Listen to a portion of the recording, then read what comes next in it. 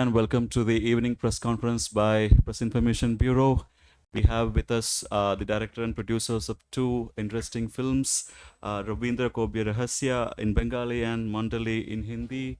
Both these feature films are being screened under the ICFT Gandhi UNESCO Gandhi Medal at 54th International Film Festival of India. For your information, 10 films compete for the ICFT UNESCO Gandhi Medal this year at IFFI, and these films represent the ideals of Mahatma Gandhi and of the values that Gandhi stood for, such as peace, tolerance, nonviolence, and compassion. We are delighted to have with us the director, Mr. Sayanthan Kaushal, and the producer, Mr. Himanshu Thanuka of the film, Rabindra Kobya Rahasya. Mr. Kaushal is a film and web series director and editor primarily in the Bengali film industry, and he has also directed many OTT web series. The most notable one being Satyanveshi Byomkesh. We are also joined by the director of the film Mandali, actor director rather, Mr. Rakesh Chaturvedi Om, and the producer Prashant Kumar Gupta. Mr. Rakesh Chaturvedi is a National School of Drama graduate and is a theatre and film writer, director, actor. He is known for his noteworthy performances in acclaimed films like Kesari and The Padman. Regarding the film Mandali, it narrates a story of the struggle to uphold righteousness amidst the downfall of social conscience. It's a symbolic representation of your film. I'm not giving you a storyline of this, but it's an attempt to uphold righteousness amidst the downfall of social conscience and values through the members of a Ram Leela Mandali. I would like to hear from you more about the film later. Rabindra Kobya Rahasya is another interesting story of a poet and a Rabindra Sangeet artist and his race against time to solve a century-old murder mystery. So before I proceed for further questions, I would like the directors of the film to have their opening remarks and to introduce the film before the media persons, starting with Mr. Kaushal. Good afternoon, ladies and gentlemen. So, when we first planned to make this movie, we did not think that we would achieve such so much of praise from you guys and the IFFI members, the jury. Not only we got selected for the Indian Panorama, we also got a nomination for the Gandhi Medal Award this year, which is a huge achievement for us. You cannot plan all these things. Our aim was to make an entertaining film. It's basically an adventure film, a mystery film. But, the great poet Rabindranath Tagore, who was the first non-European to win a Nobel Prize for Literature in 1913, and also plays a significant role in the literary renaissance in India. He plays a important role in the film, and there are clues, and there is a lot of murder happening in the movie. There are two timelines, and our protagonist is a poet who is solving the crime in the current time. So it's got we think, a unique premise, and so we got a fantastic opening today. We had the premiere of the film. Our film is not yet released. We are planning to release it early next year in West Bengal and some selected theaters all over India. So we just hope that the film works out at the box office also. Festivals are great, awards are great, we love it, but the film should also do great in the theaters also. So thank you. We'll wait for your questions. I would request Mr. Rakesh Chaturvedi to speak a few words about your film. And नमस्कार, आदाब, सत श्री अकाल। मंडली, जैसा कि सबको पता होगा कि जानते होंगे मंडली यानी एक समूह को कहा जाता है, ट्रुप। और हम जो यहाँ इकट्ठा हैं इसको भी मंडली कह सकते हैं।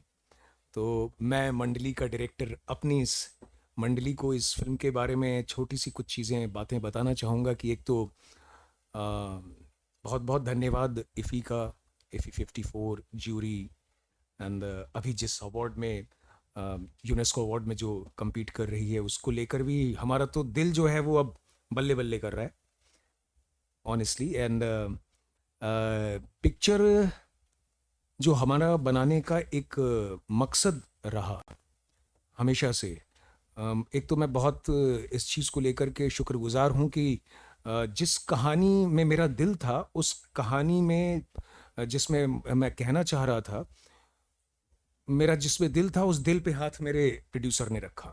तो मैं इतना ज़्यादा इस चीज़ को लेकर के अपने आप को खुशकिस्मत पाता हूँ कि वो फिल्म, वो कहानी कह पाया मैं जिसे कहने की मेरी तमन्ना थी। ये कहानी मंडली जो है ये रामलीला में जो कलाकार होते हैं, जो मंच पर उनका जीवन होता है उस पे, और जो मंच से परे उनका जीवन होता है, जो संघर्ष या जो समस्याएं वो मंच पर फेस करते हैं, जो मुश्किलों का सामना करते हैं वो, और उनकी वजह से जो समाज में उनको झेलना पड़ता है, उन चीज़ों का समागम और उसका निराकरण या उसको कैसे, उसका सल्यूशन क्या हो, कैसे उसको वो अपने जीवन में कोप अप करें और उन सब से कैसे उभरें, उसके बारे में है ये कहानी। मतलब कि मैं इतना एक और आज इस चीज़ को जब साथ में आपकी फिल्म है तो इतना ज़्यादा अपने आप को और खुशकिस्मत मान रहा हूँ कि जहाँ एक रविंद्रनाथ टैगोर साहब की उनकी एक कहानी पर फिल्म है, तो वहीं मेरे दिमाग में इस पिक्चर का, जो इस कहानी का जन्म हुआ वो मुंशी प्रेमचंद जी की कहानी पढ़ने के बाद हुआ।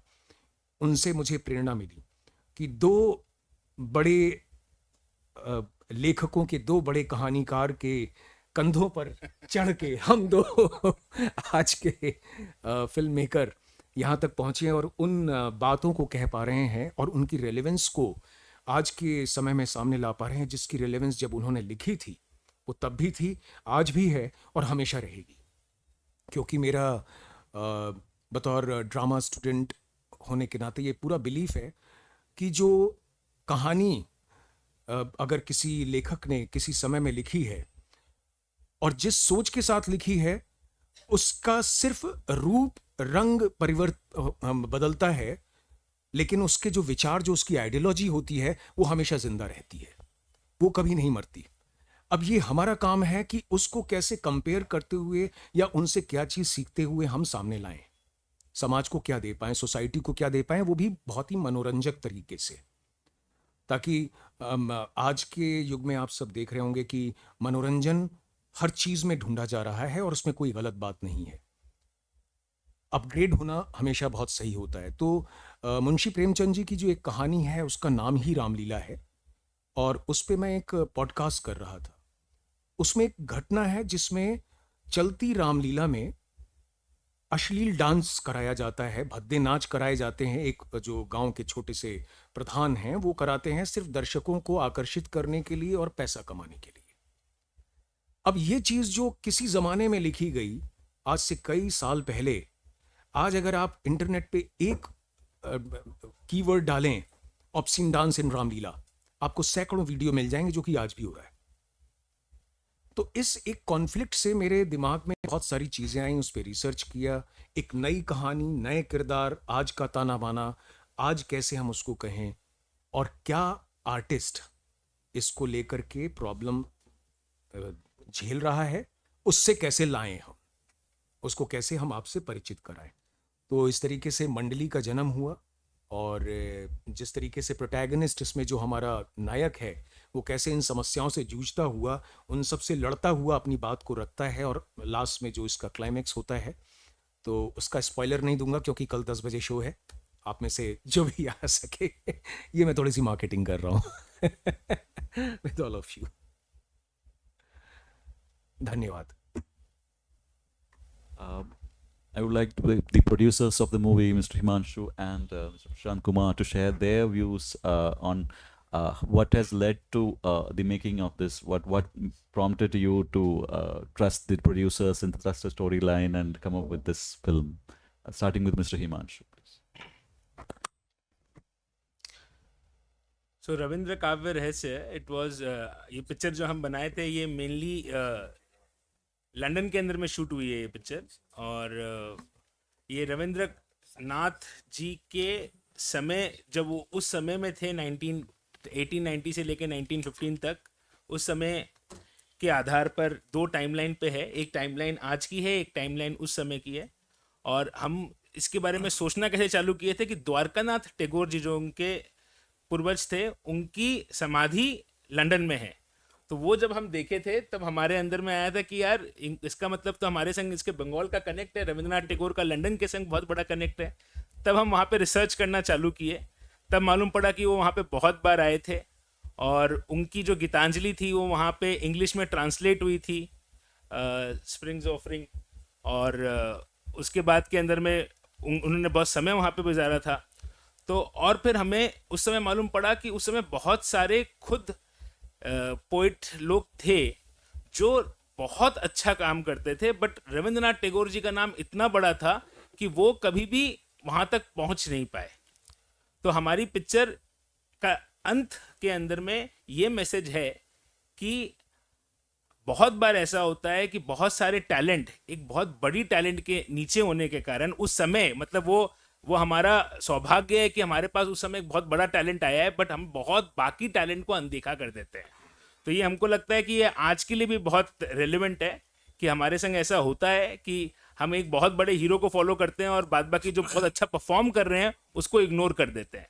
तो ये हम जब हम खुद प्रेस बनते हैं तब भी, जब हम खुद व्यूअर बनते हैं तब भी, हम बहुत बार एक बड़े नाम के नीचे बहुत टैलेंटेड लोगों को मिस कर देते। तो हमारी पिक्चर में ये एक मैसेज है जो मिलेगा आपको। और of course Priyanshu Chatterjee Rabindranath Tagore play कर रहे हैं और कलकत्ता के बहुत अच्छे अच्छे एक्टरों ने काम किया है, ऋतिक चक्रवर्ती, श्रावंती और बहुत सारे एक्टर्स हैं। तो ये एक मैसेज हमने दिया है, कंपैशन का मैसेज दिया है उसके अंदर में, टॉलरेंस का मैसेज दिया है उसके अंदर में, पेशेंस का मैसेज दिया है। और सबसे बढ़िया बात है कि रविंद्रनाथ टैगोर की पूरी जीवनी को हम किस तरह से पूरे पिक्चर के अंदर में दो टाइमलाइन में टच करते हुए इस चीज़ को प्रूव किए हैं। और गांधी मेडल अवार्ड के लिए हमको सिलेक्ट किया गया है। और सबसे अच्छा लगा ये कि मंडली जैसी पिक्चर जो इनकी भी स्टोरी सुनी मेरे को बहुत प्रभावित की। मैं कल हूँ तो मैं 100% आके देखना चाहूँगा सर। और हमको भी आशा है कि हमारी पिक्चर भी रविंद्रनाथ टैगोर जी और गांधी जी दोनों कंटेम्प्रेरी थे, एक टाइम पे ही थे। तो ये देख के भी अच्छा लगता है कि Ravindra Kavya Rahasya is been nominated for Gandhi medal award. तो ये अपने आप में एक विचित्र है। तो बहुत अच्छा लगा मिलके देख के। आप लोग सबको धन्यवाद। Thank you for the selection. Hello Yeah. Hello नमस्कार। मंडली एक पारंपरिक परिवेश को आगे बढ़ाती हुई फिल्म है जो हमारे सैकड़ों साल पुराने रामलीला कल्चर को आगे बढ़ा रही है। और उसके अंदर होने वाले डांस, अश्लील डांस का विरोध करती हुई एक ऐसी फिल्म है जो हाँ जो पहली एक ऐसी रामलीला पर आधारित फिल्म है जो आज तक शायद थिएटरों में किसी ने नहीं देखी होगी। रामलीला के अंदर हम सैकड़ों साल से देखते आ रहे हैं। रामलीला एक कल्चर है हमारे नॉर्थ का, जहाँ रामलीला होती है वहाँ पे कई बीच में लोग डांस कराते हैं, अश्लील डांस भी कराते हैं। और हमारी फिल्म में मूवी के अंदर एक यही दिखाया गया है कि डांस के बीच में डांस नहीं होना चाहिए। रामलीला के बीच में रामलीला होते समय रामलीला की ही एक रामलीला की पारंपरिक संस्कृति का सम्मान होना चाहिए। और जहाँ हमारी, और यही हमारी असली शक्ति है। बस इतना ही कहना चाहूँगा। इफ़ी में हमारी फिल्म सेलेक्ट हुई है और हमें इसकी बहुत खुशी है। बाकी सब नमस्कार.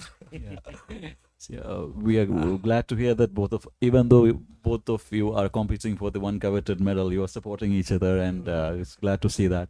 And also you shared a perspective that both these films are rooted in the lives of or stories from two giants, like one Rabindranath Tagore and Munshi Premchand, that we stand in the shoulders of giants. Yeah, on that note, I would like to open the floor for questions and interactions. Any questions, please? Please use the mic. Please use the mic. In your film, there's a mention of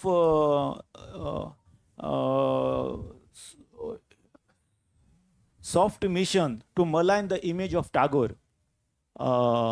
इससे और उस जो इसमें जो murders होते हैं, what connection is there? Can you just tell me? And who wanted to actually malign the image of Tagore जी? मैं आपको कोर आइडिया बोल सकता हूँ. कोर आइडिया फिल्म का ये है कि हम आज के ज़माने के अंदर में, सोशल मीडिया के ज़माने के अंदर में है, तो एक बहुत बड़ी कड़ी है हमारे पिक्चर के अंदर में जो बताती है कि आज का जो सोशल मीडिया है वो अपना इतिहास बदल दे रहा है.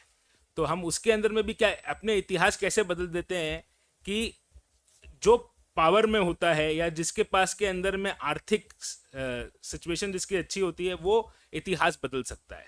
तो आज के दिन के अंदर में हमने यही दिखाया है. हम एक स्टोरी को बोलने के लिए एक चीज़ यूज़ किए थे. हमारे रिसर्च के अंदर में निकला था कि जब पूरे पृथ्वी के अंदर में इंडिया का सॉफ्ट पावर बढ़ रहा था तो विदेशी लोगों ने, हमारे स्टोरी में हमने फिक्शन की तरह दिखाया है, अभी सच है नहीं सच है बोलना मुश्किल है, कि इंडिया की सॉफ्ट पावर, कोई देश की सॉफ्ट पावर को आप कैसे ख़त्म कर सकते हैं, कम कर सकते हैं, अगर हम मतलब अगर कोई हमारे कल्चर के ऊपर में प्रश्न उठाए और कोई हमको ये विश्वास कराए कि हम जिसको हीरो समझे, जिसको आइकॉनिक समझे, अगर वो आदमी ही आइकॉनिक नहीं था और वो गलत था तो हमारा सेल्फ कॉन्फिडेंस टूटता है, जिससे हमारा सॉफ्ट पावर कम होता है. तो हमारे पिक्चर में हमने यही दिखाया कि एक विलन जो है और जो एक दल है वो इंडिया की सॉफ्ट पावर को कम करने के लिए इंडिया के अंदर में हमको, आज की नई पीढ़ी को ये बताना चाह रहा है कि रविंद्रनाथ टैगोर एंटी नेशनल थे. उन्होंने नेशनल एंथम अंग्रेज के लिए लिखा था, देश के लिए नहीं लिखा था. उन्होंने जो कविताएं लिखी थी घोरे बैरे और 4 अध्याय,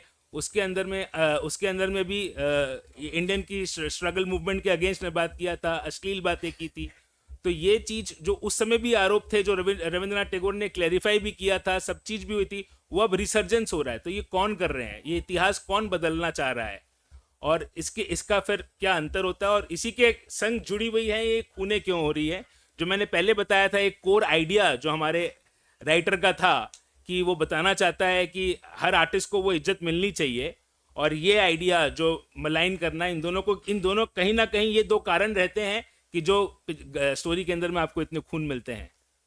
Eklavya, there's one mention of Eklavya killing Aloknath Ghosh. Correct. Is it true or true incident? Sir, इसके अंदर में हम जब स्टोरी बना रहे थे, इसके अंदर में रविंद्रनाथ टैगोर जी और उनके इर्द गिर्द, मतलब उनके और उनके परिवार के जितने भी हम चीज़ें बताए हैं वो एकदम प्योर फैक्ट है.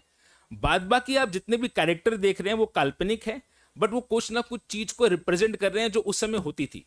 एकलव्य एक आदमी है, बट वो उन सारे पोएट को रिप्रेजेंट कर रहा है जो उस समय ऐसे लोगों के हाथों, आलोकनाथ जैसे लोगों के हाथों एक्सप्लॉइट हुए. तो वो ऐसे हजारों लोगों को रिप्रेजेंट कर रहा है जो अपने सुंदर कविता लिखने के बाद भी वहां तक नहीं पहुंच पाए, क्योंकि बीच में ऐसे आलोकनाथ लोग थे, क्योंकि उस समय कॉपीराइट नहीं हुआ करती थी, वो उनकी स्टोरियां चोरी कर लिया करते थे. वो उनको, क्योंकि रविंद्रनाथ टैगोर इतने ऊपर थे कि बाद बाकी कोई कविता कोई भी आपके पोएट को वो जगह नहीं मिलती थी. तो वो बाद बाकी जितने भी लोग हैं ना, वो सब किसी ना किसी एलिमेंट पे थे, और ये जो हम आलोकनाथ, एकलव्य, इन लोग को दिखाएं, ये रिप्रेजेंट कर रहे हैं उन सारे लोगों को. Any other questions? Yeah, please give the mic. Sir, you spoke about obscenity during Ramlila performances. Another issue also is that such folk artists may it be Ramlila or may it be even Bold from Bengal, do not get the kind of livelihood opportunities or remunerations that they should, which along with such things such as obscenity also then makes newer generations to turn away from such folk arts rather than pursuing them. So what do you think should be done so that newer generations also follow these folk traditions and they don't die out? बहुत ही अच्छा सवाल है आपका ma'am. And हमने एक बहुत ही subtle तरीके से इस चीज़ को टच करने की इसमें कोशिश की है कि रामलीला में जो इसमें हमारा नायक है वो राम नहीं है, पहली बात। क्योंकि राम नहीं इन द सेंस राम का कैरेक्टर नहीं प्ले कर रहा है, उसके अंदर गुण जो हैं राम के हैं, नाम पुरुषोत्तम है लेकिन रोल वो लक्ष्मण का करता है। तो ये जो कॉम्बिनेशन हमने बिठाया, क्योंकि आज का जो युग है, जो आज का हमारा यूथ है, वो हर चीज को बहुत ही अपफ्रंट, बहुत ही एग्रेशन और बहुत ही उतावलेपन के साथ देखता है। तो इसलिए नहीं कि उसमें ये चीज रहे, और उसको जब जब इस चीज की ठोकर पड़ती है और जब उसको ये पता चलता है तो उसका भी रियलाइजेशन और ये लर्निंग है कि एक्चुअली जब हम इस तरीके से अपनी लाइफ को देखते हैं तो वो हमको हमारी लाइफ कैसे रिफ्लेक्ट करती है और हम उससे क्या सीखते हैं। सेकंड चीज़ कि जो आर्टिस्ट हैं, फोक आर्टिस्ट हैं, जो उनके लिए क्या है इसमें सबसे बड़ी चीज़ कि जो फोक आर्टिस्ट हमने इसमें कोशिश की है कि जितने भी वहाँ के रियल लोग हैं जो रामलीला में काम करते हैं, 2 4 5 प्रिंसिपल कैरेक्टर्स के अलावा उनको लिया है, और कोशिश ये की है कि जितनी भी चीज़ें हमने रामायण की, रामलीला की इसमें ली हैं, इसमें एंटरटेनमेंट की वो सारी चीज़ें ली हैं जो मंच पर होती हैं ऑलरेडी, उसमें रामलीला वाली बुक में है, जिसमें अलग से एंटरटेनमेंट डालने की ज़रूरत नहीं है। तो उस मनोरंजन को हमने सुनहरे पर्दे पर आज के यूथ को दिखाने की ये कोशिश की है कि भाई ये एक ऐसी चीज़ जो आपको सुनहरे पर्दे पर इतनी खूबसूरत और इतनी एंटरटेनिंग लग रही है, तो अगर आप इसको रियल टाइम में जाके देखोगे तो ये आपको क्या मज़ा देगी। तो ये दो चीज़ों का जो कॉम्बिनेशन है कि अगर वो हमारी फिल्म वो सफलता ले जाती है तो बहुत बड़ा यूथ, बहुत बड़ा वर्ग इस चीज़ को जाके देखेगा, और जब ये चीज़ इनडायरेक्टली सटल वे में वहाँ जाकर के कनेक्ट करेगी और ऑडियंस पहुँचेगी, तो डेफिनेटली जब ऑडियंस उस चीज़ के लिए पहुँचती है जिसके लिए वो काम किया जा रहा है, बनिस्बत इसके कि हम बीच में कुछ और करके उसको एंटरटेनिंग बनाएं, तो हमारे ख्याल से जो आर्टिस्ट का कॉन्फिडेंस है वो बढ़ता है, उसकी रेम्यूनरेशन बढ़ती है, उसका कॉमर्स बढ़ता है। जैसे कि आप देख लें दिल्ली में लव कुश रामलीला होती, बहुत बड़ी होती है। इसके अलावा भी बहुत सारी ऐसी रामलीलाएं हैं जो बड़े स्तर पर हो रही हैं और उनमें बिना किसी प्रॉब्लम के या किसी अश्लील डांस के या किसी भी तरीके के ऐसी चीज़ों के उसकी मर्यादा का पालन करते हुए काम हो रहा है, और उन आर्टिस्टों को उस तरीके की का सम्मान और पैसा मिल रहा है। हमारा पिन पॉइंट उन जगहों पे है जहां ज़्यादातर छोटी जगहों पे अपने अपने स्वार्थ के चलते इन सब चीज़ों का किया जा रहा है, एंड वहाँ पर जो लोग करना चाह रहे हैं, जिनको फैसिलिटीज़ नहीं मिल रही है, वो चीज़ पहुँचे। तो बेसिकली हमने होता क्या है कि सिनेमा एक ऐसा माध्यम है, ऑडियो विजुअल, और साथ में एंटरटेनमेंट का माध्यम है। अगर आपने उसको मनोरंजक तरीके से नहीं कहा तो वो एक ऐसा उपदेशात्मक बन जाएगा कि फिर उसकी जगह आस्था चैनल पे होगी और वो भी एक अच्छी जगह है, उसके अपने एक फ़ायदे हैं जहाँ पर, यानी कि फिर हमें उसको सिनेमा पे लाने की ज़रूरत नहीं है। तो वो जो फ्यूजन है मनोरंजन और हमारे संदेश का, जैसे कि मैसेज की बात कही, उसको बैलेंस करते हुए हमने दिखाया ताकि हम डाइवर्ट कर सकें कि जाइए रामलीला देखिए, उसकी कॉमर्स वैल्यू बढ़े, यूथ का अट्रैक्शन हो, अपने कल्चर पे आप प्राउड फील कर सकें और वो सम्मान दे सकें जिस सम्मान के लायक वो आर्टिस्ट हैं। Thank you. Any other questions? आप दोनों से ही ये पूछना चाहेंगे, जैसे आपने बताया आपका जो पिक्चर है मेनली आप उसको अपने बांग्ला ऑडियंस या जो भाषा बोलने वाले, और आपका नॉर्थ का आपने सब्जेक्ट लिया है, तो आप जब थिएट्रिकल रिलीज तो ऑफ कोर्स आप लोग करेंगे ही क्योंकि कॉमर्शियल रीजंस हैं, जो कॉस्ट भी कवर करनी है, लेकिन दूसरे क्षेत्र के लिए के लोगों को देखने के लिए, मान लीजिए कोई नॉन बांग्ला भी जानना चाहे तो क्या आपका भविष्य में कोई ऐसा दोनों का प्लान है कि इसे OTT after the theatrical release, क्या आप उसे ओटीटी प्लेटफॉर्म पे लाएंगे जिससे व्यूअरशिप ज़्यादा लोगों को मौका मिले आपकी, क्योंकि दोनों के ही सब्जेक्ट बहुत अच्छे हैं, दोनों को देखना चाहेंगे लोग, लेकिन क्या आप लोग भविष्य में ओटीटी पे इसको लाएंगे? देखिए हम हमारी ऑफ कोर्स जैसे कि इनकी तो खुद की हिंदी पिक्चर है तो इनके पास तो एक वाइडर ऑडियंस पहले से ही है तो हमारी ऑफ कोर्स बांग्ला पिक्चर है तो जो मेनली वेस्ट बंगाल और बांग्लादेश तक जाती है, तो उसके बाद में ओवरसीज़ के अंदर में भी बंगाली ऑडियंस रहती है। बट मज़े की बात यह है कि हमारी आशा है कि क्योंकि हम इस मंच पे आए हैं, इंडियन पेनोरमा तक पहुँचे हैं, उसके बाद में यहाँ पे नॉमिनेट हुए हैं, तो हमको लगता है कि हमारी पिक्चर को नोटिस किया गया है, तो हम इसको हिंदी में भी डब किए हैं। तो जो हम और अगर हमको लगता है कि जो आशा हमारे अंदर में है वो आगे बढ़े तो हम इसको नेशनली भी रिलीज़ करेंगे। और इंटरनेशनली इंक्वायरीज हमारे पास आ रही है, बट वो मेनली बंगाली लैंग्वेज के लिए आ रही है, हिंदी लैंग्वेज के लिए नहीं आ रही। इसके अंदर में बिजनेस का भी एक बहुत पार्ट रह जाता है कि कितनी वाइड रिलीज मिली। मतलब अगर मैं कल हिंदी में कर भी दूँ तो तब भी ऐसा होगा कि वो रिलीज होगी बट आप तक खबर ही नहीं आएगी कि वो पिक्चर रिलीज हुई है, क्योंकि एक हिंदी पिक्चर को हिंदी की पिक्चर की तरह रिलीज करने के लिए जो पीएनए खर्चा करना पड़ता है, पब्लिसिटी करनी पड़ती है, एडवर्टाइजमेंट करनी पड़ती है, वो जब तक कोई वहां पे बॉम्बे में बैठा बड़ा डिस्ट्रीब्यूटर हमको अप्रोच नहीं करे वो नहीं हो सकता। बट येस, आप सही बोल रहे हैं, आज के दिन में ओटीटी आ गया है और ओटीटी के माध्यम से हम बहुत आगे बढ़ते हैं। हमने पिक्चर एक पहले भी बनाई थी, डूब, जो हमने इरफान खान के साथ में बनाई थी, एक बंगला पिक्चर, तो वो भी वो ऑस्कर के लिए नॉमिनेट हुई थी। तो वो भी बाद के अंदर में हमने उसको इंटरनेशनली नहीं रिलीज किया, बट नेटफ्लिक्स हमसे वो पिक्चर ली और वो नेटफ्लिक्स पे अब अवेलेबल है। तो वो अब उस तरह से हम एक ग्रेटर ऑडियंस के पास जा सकते हैं। तो हम आशा करते हैं कि एक बड़ी नेशनल ओटीटी के माध्यम से हम भी रविंद्र काव्य रहस्य को बड़े दर्शक तक लेके जा पाएंगे।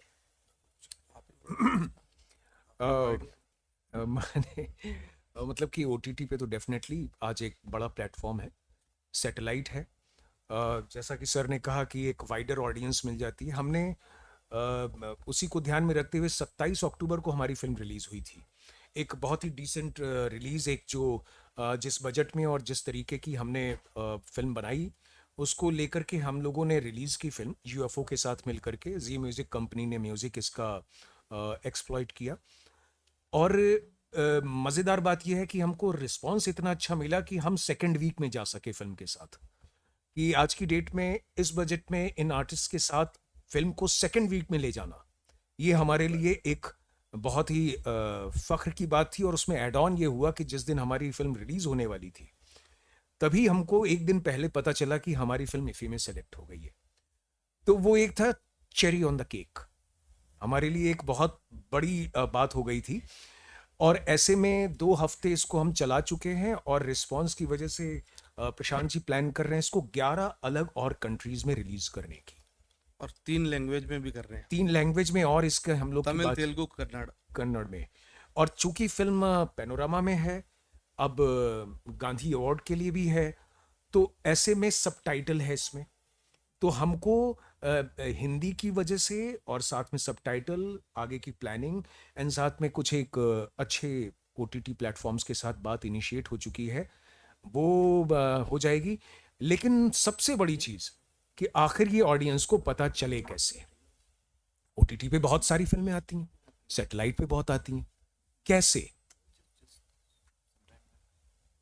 आप कोई कर रहा है ये अब आपके हाथ में है कि इन 2 महान कला लेखकों की को लेकर के जो हमने किया है काम, ज़्यादा से ज़्यादा जिस समय ये फिल्म हमारी ओटीटी पे या कहीं भी रिलीज हो, जब इनकी आए हमारी आए, आप सबका साथ सहयोग और हम सबका विकास ये इस फिल्म को पहुंचाएगा वहां तक, मुझे लगता है। तो क्योंकि एक तरीके से मैं एक और छोटी सी बात कहना चाहूँगा, ये फिल्म जब आप देखेंगे, कल 10 बजे शो है, again I am repeating because I really want all of you to come and join and watch this film. ये कहानी जब आप देखेंगे और ये ख़त्म होगी जिस समय कहानी, ये आपको लगेगा कि ये आपकी कहानी है। मैं ऐसा क्यों कह रहा हूँ, क्योंकि हम यहाँ जितने लोग इस कमरे में बैठे हैं, we all are creative minds, we all are creative minds from different fields, but we are trying to achieve the right goal and the right thing for all of us, जहां हम अपनी उस क्रिएटिव भूख को मिटाना चाहते हैं। आप हमारे इंटरव्यूज या जो अपनी आप हमसे बातचीत होती है रिव्यू से, या हमारे इंटरव्यूज को, उनको शब्द देते हैं आप, हमारे इमोशंस को, हमारी भावनाओं को। यही काम एक आर्टिस्ट करता है, जो लिखा है वो मंच पर जा करके, या हम फिल्मकार वहां पे जाके करते हैं। हम क्या प्रॉब्लम्स फेस करते हैं, हमारे सामने क्या रिस्ट्रिक्शंस होती हैं, आपकी आप जानते होंगे, हमारी आप जानते हैं, हम जानते हैं। तो इन सब चीजों को तो एक कॉमन ग्राउंड पे है, इसलिए मैं चाहूंगा कि इसको, हमारी फिल्मों को वहां तक पहुंचाना आपके हाथ में बहुत बड़ा है, कि वाइडर ऑडियंस तक पहुंचे, क्योंकि हमने अपना काम कर दिया है। बाकी राकेश जी, हाँ जी, आप अभिनेता हैं, एनएसडी से हैं, जी हाँ, और बहुत सारी फिल्मों में हमने आपको देखा है, केसरी में, पैडमैन में, और अभी पिछले हफ्ते अपूर्वा में भी। जी जी तो लेकिन इस फिल्म में आप नहीं हैं, मैंने आपकी फिल्म देखी है। जी। तो मेरा सवाल ये है कि एक एक्टर अपने आप को कैसे रोक लेता है जब सामने कैमरा चल जाता है उस तरफ जाने का? मैं एक बड़ी मज़ेदार बात बोलता हूँ अक्सर, कि मतलब पता नहीं मुझे इस फोरम से कहना चाहिए कि नहीं कहना चाहिए। अगर आप लोगों को वो लगे कि नहीं पब्लिकली होनी चाहिए, तो उसको काट दीजिएगा, कुछ और मैं बोल दूंगा। कि बेसिकली हूँ तो मैं एक्टर, और मेरी ट्रेनिंग जो हुई है ड्रामा स्कूल से 3 साल की, वो अभिनेता के तौर पे हुई है। अभी भी बतौर अभिनेता मैं नसीरुद्दीन शाह साहब के साथ काम कर रहा हूँ लगातार, मॉटली थिएटर ग्रुप में। उनकी जो आत्मकथा है, जो ऑटोबायोग्राफी है, उनके साथ हिंदुस्तानी में मैंने ट्रांसलेट की। थिएटर करता हूँ लगातार। इवन उनके रोल तक के लिए मैं स्टैंड बाई पे रहता हूँ, कि अगर वो किसी दिन ना कर पाए तो मुझे जाके करना हो। तो एक तरीके से देखा जाए तो जो एक्टिंग है वो मेरी पत्नी है, मेरी शादी हुई है उससे, और जो सिनेमा है वो मेरी महबूबा है। तो दोनों मुझे अपने अपने हिसाब से खींचती हैं। तो जिस समय मैं महबूबा के साथ होता हूँ, उसको प्रॉपर टाइम देता हूँ, ये नहीं सोचता हूँ कि अब एक्टिंग करके पत्नी को बीच में लाओ वरना महबूबा नाराज हो जाएगी, और वहां पर जस्टिफिकेशन नहीं होगा कि यार, कि एक को तो आप जब एक्टिंग कर रहे हो तो आप उसको पूरा प्यार दे रहे हो, लेकिन जब आप उसके पास आए तो आपने कहा नहीं, ये तो ये भी आएगी साथ में। वो मैं थोड़ा सा नहीं करना चाहता हूँ। और मैं apart from this joke and the lighter moment, I would like to say कि मेरा ये मानना है कि जब आप जिस काम को कर रहे हो, उस काम में आप पूरा टाइम और पूरी शिद्दत के साथ करें। क्योंकि बतौर अभिनेता मैं जैसे ही आऊंगा और कैमरा मेरे ऊपर लगेगा, ये बहुत मुश्किल काम होता है कि आप अपने आप को बतौर अभिनेता डायरेक्ट कर रहे हो, और आपका लालच ये ना लगे कि मेरे ऊपर कैमरा ज्यादा रहे, मेरी एक्टिंग सबसे अच्छी दिखे। तो कहीं ये अनकॉन्शियसली मेरे साथ ना हो, और मेरे लिखे हुए काम को मैं उसके साथ इनजस्टिस कर बैठूं, उस चीज से बचने के लिए मैं हमेशा अपने आप को रोकता हूं। और कभी कभी ये भी फील करता हूं कि चूंकि मेरी बतौर डायरेक्टर तीसरी फिल्म है, मुझे अभी तक ऐसा लगता रहा कि ये एक बहुत बड़ी जिम्मेदारी होती है, जिसको मैं दोनों एक साथ नहीं निभा सकता था अभी तक। इस फिल्म के बाद जो मुझे कॉन्फिडेंस आया है 3 फिल्में करने के बाद, शायद इन फ्यूचर मैं महबूबा और पत्नी दोनों के बाहों में हाथ डाल करके उतरूं और करूं काम। बट मेरा वो अनसर्टन है, शायद तभी ना करूं। तो this is the reason to give my whole attention to my one work, जिसको मैंने अपना टाइम दिया है, जिस पे प्रोड्यूसर के बहुत पैसे लगे होते हैं, कई लोगों की मेहनत लगी होती है। ऐसे में मैं उसके साथ कोई ऐसा अन्याय नहीं करना चाहता। Hello, sir. This is for the Mandali. Yeah. I watched the Mandali by chance. Oh, thank you. By chance. Thank you. But it was thoroughly enjoyed. After a long time, we saw a good film in Hindi language. It's a full entertainer. Yes, yes. And there are 2 aspects I want to ask you, because it is about the life of street dramas, right? It is about, sir, it's about Ram Leela. If you're familiar with this stage program, which is based on Hindu scripture, Ramayana. So mostly it is being played in all over India in a different way, different pattern, and in few countries internationally also, abroad also, like Indonesia, Thailand, and a lot of countries. But mostly it's being played, staged in North India, Uttar Pradesh, widely. So before making the film or script, have you did any research work? Yeah, on yeah. the ground realities For 1.5 years. Oh, okay. We all the incidents in this film you have seen, you have witnessed, all are personal incidents from the real artists from the Ram Leela who shared and documented either with the video interviews or the audio interviews, and we have all collection. And we may not know, one fine day we will come out with that in a kind of a documentary form. Documents you. We have too much material from How that. much you shot and how much you edited this one? And what was the budget of the film? Budget आप बता दीजिए. Average budget 4.5 CR. Okay. Making budget. Making budget. See, COP. as a director, you should tell the budget. You only know there's inputs. कभी-कभी कुछ चीजें, ठीक है. you know, No problem. business aspect. With me, I was sharing the scene with another director of studio owner. Actually, want to leave the theater, but after 10 minutes, it was so impressive your film, the song, the dialogue, the colloquial language. It was really highly impressive actually. Thank you so Long time you have in Hindi industry such a film coming out of. And hats off for you making such a film of drama and film at different channels, but live behind the screens, cameras, and this you have portrayed very well. Thank you Thank so you much. for the producer, the director. Thank you for the IFFI to select such a movie for the festival. Thank you Thank you so for much. your And, wonderful thank you. observation. Thank you so much. Thank- 40 days we shot this film. One stretch in Mathura, Uttar Pradesh. 40 days. Oh, 40 days. okay. There are 4-5 days for turnaround, like night से day में जा रहे हैं, day से night में आ रहे हैं, तो need and few weekdays और तो कुछ छुट्टियां भी थी, चूंकि हम लोगों दिवाली ने भी थी. दिवाली भी वही थी. हम लोगों ने वो मंथ ही 1-1.5 साल रिसर्च करके वो टाइम ही यही चुना कि हम जितनी चीजें करें, हम बहुत सारे इसमें आपको ऐसे मोमेंट्स मिलेंगे जो रियल हैं बिल्कुल, कि हम लोगों ने गुरिल्ला वॉर पे शूटिंग की, कंट्रोल्ड लोकेशन पे शूटिंग की. हमने एक और बहुत बड़ी चीज करने की कोशिश की इस फिल्म में कि रामलीला कितने फॉर्म में या कितने लेवल्स पे खेली जाती हैं, Oh, उसको फिक्शनाइज करके एंटरटेनमेंट की. वो स्ट्रीट प्लेस की तरह भी खेली जाती है, एक बड़े प्रोसीनियम थिएटर में भी खेली जाती है, वो इन्वायरमेंट इन थिएटर में भी खेली जाती है. तो आप अगर देखेंगे तो 6-7 जो हैं जिसमें वो जो प्रोटैगनिस्ट है जो उन फेजेस से गुजरता है कि मंच पे ही पहुंचता है, वो कहीं पर अपने उसने पेंटिंग वेंटिंग करके भी लगा दिया और कहीं शुरू में पकड़ के बंगा. तो हमने उन चीज़ों को लाने की कोशिश की है without being a preaching. so it was 40 days shoot. How much was the piece post production time? Post production took quite a good time. 2.5 months for editing happened, and editing के बाद हमको फिर करीब 3-4 महीने गए थे for the final copy. So it took, I think, 6 months in totally around So now presently, how much duration of this film is? 1 hour 58 minutes.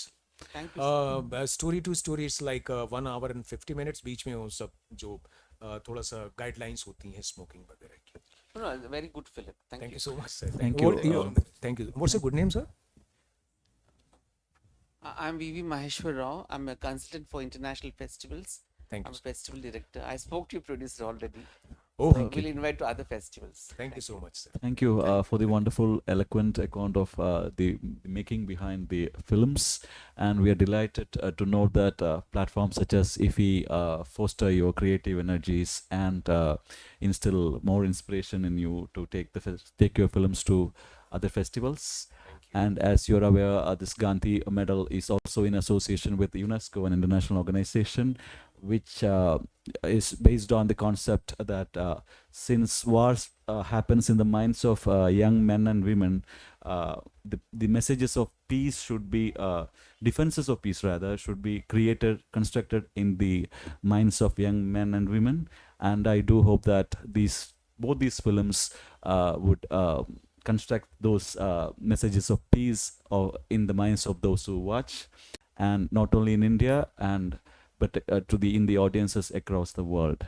Wishing you all the best for the competition. Thank you so much for joining. Thank you. Thank you so much.